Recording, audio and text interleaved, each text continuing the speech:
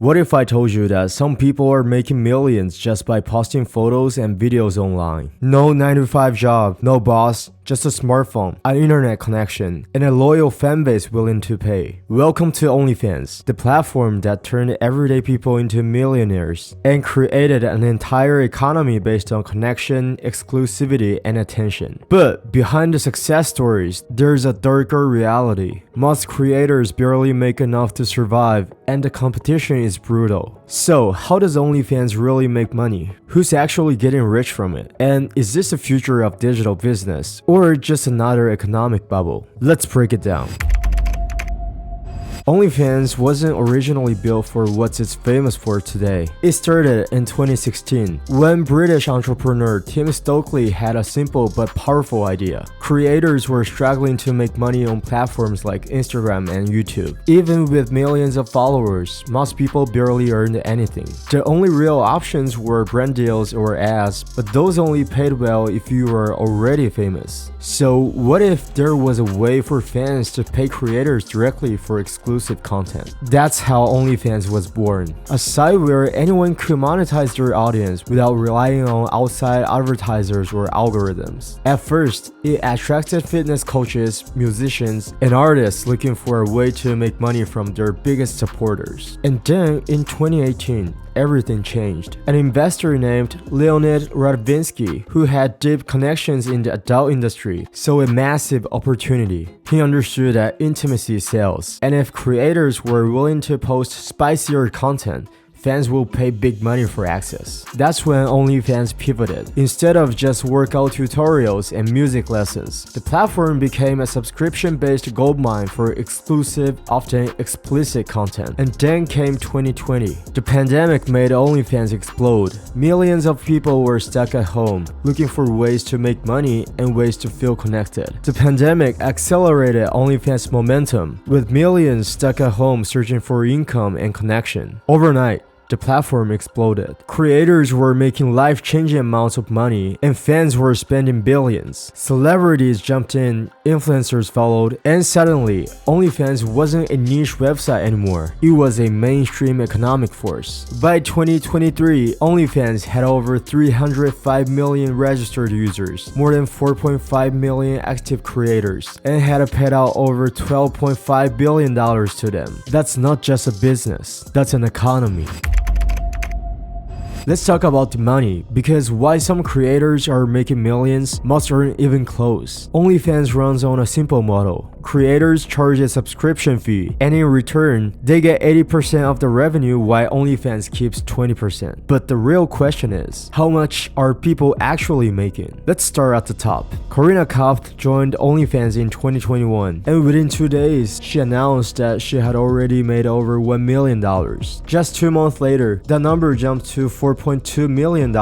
And fast forward to 2023, she's made over $67 million on the platform. Makes me want to vomit. This is absolutely insane. This is monthly. Zane just texted her, I want to rock your world. I'll do anything for you. Another top creator, Sophie Rain, earned $43.5 million in 2023 alone. These numbers are crazy, right? But here's the reality. These stories are the exception, not the rule. For every Karina or Sophie, thousands of creators are barely making enough to survive. The top 0.1% of creators make over $100,000 a month. The top 1%, they make around $6,000 a month. But the average creator, they make about $180 a month. That's not even enough to cover rent in many countries. OnlyFans is a winner-takes-most platform. Biggest names dominate, while the majority struggle. So if OnlyFans is so profitable, why don't more creators succeed? Well, it turns out making money on OnlyFans is a full-time job. Unlike TikTok, YouTube, or Instagram, OnlyFans doesn't have an algorithm that helps new creators get discovered. There's no For You page, no recommended feed, Nothing. That means if you are not already famous, you have to do all the work yourself. Creators spend hours marketing themselves, building a following on X, Instagram, Reddit, and even running paid ads just to get noticed. It's a grind. And then there's a pricing strategy. Some creators set their subscription fees low, around $5 a month, to attract more fans. Others charge $20, $30, or even $50 a month to position their content as premium. But here's the thing, charging less attracts more subscribers, but it doesn't always mean bigger profits. Set the price too high and you might scare people away. The real money comes from pay-per-view content, where creators charge extra for exclusive photos, videos, or even personal messages. A short video might cost $10, a bundle of photos, $30, maybe $50. And for top creators, custom requests can go for hundreds, even thousands of dollars. So it's not just content, it's an entire sales strategy.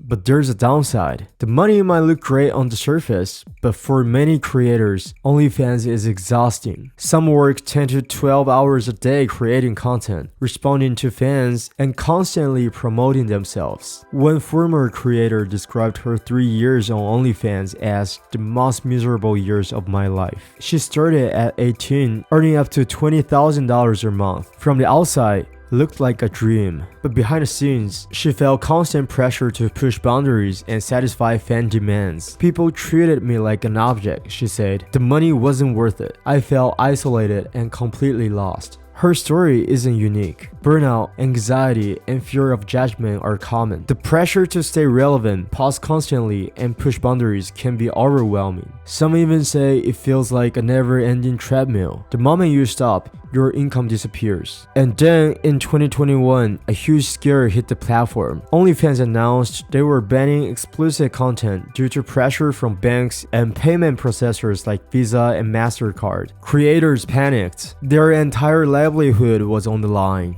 vanishing overnight. OnlyFans reversed its decision within a week, but the message was clear. Creators don't control their future, the platform does. So OnlyFans isn't just a business, it's a new kind of economy where people don't pay for content, but for access. So what's your take? Would you ever start an OnlyFans if it meant financial freedom? And be honest, how much have you spent on OnlyFans? Let me know and I'll let you know. Thank you for watching. If you enjoyed this, like and subscribe for more. See you in the next